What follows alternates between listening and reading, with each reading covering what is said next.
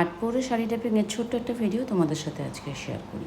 নিজে নিজে আটপৌরে শাড়ি পরতে গেলে একটু অসুবিধা হয়, কিন্তু সেটা যদি আগের থেকে তোমরা ক্লিপ করে রাখো পাট পাট করে, মানে এরকমভাবে আঁচল করে রাখো, তাহলে কিন্তু সুবিধা হয়।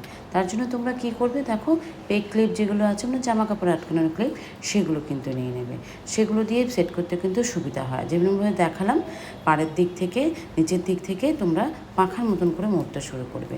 তারপরে কী করবে, তারপরে এভাবে সেট করবে। কতটা পর্যন্ত করবে সেটা হলো, যতটা পর্যন্ত পাড় লাগানো আছে তার ঠিক 1 হাত পর্যন্ত ছেড়ে দিয়ে তোমরা এইরকম আঁচলটা করে রাখবে। করে রাখার পরে এভাবে যেভাবে পড়ে, মানে আমাদের তো বাম দিকে আঁচল দিয়ে পড়ে, সেই বাম দিকে আঁচল দিয়ে সেট করে নেবে, কোনটা বুঝে নেবে, তারপরে কিন্তু তোমাদের সুন্দর করে সেট হয়ে যায়। ফুল ভিডিও অন্য সময় একটা শেয়ার করবো অবশ্যই। আজকে এটুকুই করতে পেরেছি, কেননা নিজে নিজে ভিডিও করা সবটা করে একটু ডিফিকাল্ট হয়ে থাকে। আর যারা একটু হেভি, মানে আমি যেহেতু অতটাও রোগা নই, তার জন্য হয় কি, যে সাইডে যে কাউচটা দিচ্ছি সেটা কিন্তু একটু ভি শেপে দেবে। ভি শেপে দিলে কি হয় বলো তো, তোমাদের একটু মানে সেই জায়গাটা সুন্দর দেখায়, আর ফ্ল্যাট দেখায়, রোগা দেখায়।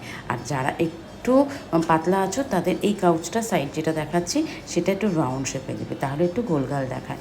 এগুলো মাথার মধ্যে নিয়ে রাখলে তাহলে তোমরা শাড়ি পরাটা কিন্তু আরও প্রপারলি হয়ে থাকবে।